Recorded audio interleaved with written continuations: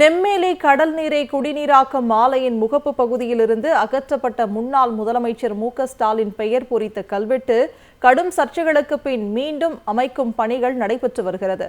செங்கல்பட்டு மாவட்டம் மாமல்லபுரம் கிழக்கு கடற்கரை சாலையில் உள்ள நெம்மேலியில் 1516 கோடி ரூபாய் மதிப்பில் கடல் நீரை குடிநீராக்கும் இரண்டாவது குடிநீர் ஆலையை கடந்த 2024ஆம் ஆண்டு முன்னாள் முதலமைச்சர் மு.க.ஸ்டாலின் திறந்து வைத்தார்.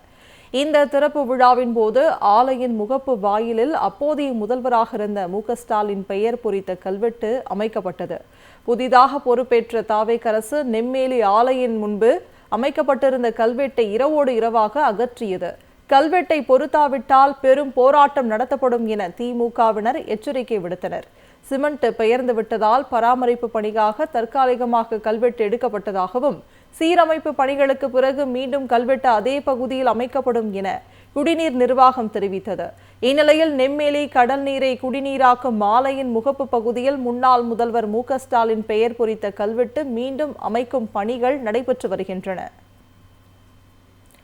நெம்மேலி கடல் நீரை குடிநீராக்கும் ஆலையின் முகப்பு பகுதியிலிருந்து அகற்றப்பட்ட முன்னாள் முதலமைச்சர் மு.க.ஸ்டாலின் பெயர் பொறித்த கல்வெட்டு கடும் சர்ச்சைகளுக்கு பின் மீண்டும் அமைக்கும் பணிகள் நடைபெற்று வருகிறது. செங்கல்பட்டு மாவட்டம் மாமல்லபுரம் கிழக்கு கடற்கரை சாலையில் உள்ள நெம்மேலியில் 1516 கோடி ரூபாய் மதிப்பில் கடல் நீரை குடிநீராக்கும் இரண்டாவது குடிநீர் ஆலையை கடந்த 2024ஆம் ஆண்டு முன்னாள் முதலமைச்சர் மு.க.ஸ்டாலின் திறந்து வைத்தார். இந்த திறப்பு விழாவின் போது ஆலையின் முகப்பு வாயிலில் அப்போதைய முதல்வராக இருந்த மு.க.ஸ்டாலின் பெயர் பொறித்த கல்வெட்டு அமைக்கப்பட்டது. புதிதாக பொறுப்பேற்ற தாவேக அரசு நெம்மேலி ஆலையின் முன்பு அமைக்கப்பட்டிருந்த கல்வெட்டை இரவோடு இரவாக அகற்றியது.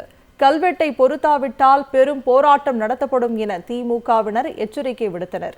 சிமெண்ட் பெயர்ந்து விட்டதால் பராமரிப்பு பணிக்காக தற்காலிகமாக கல்வெட்டு எடுக்கப்பட்டதாகவும் சீரமைப்பு பணிகளுக்கு பிறகு மீண்டும் கல்வெட்டு அதே பகுதியில் அமைக்கப்படும் என குடிநீர் நிர்வாகம் தெரிவித்தது.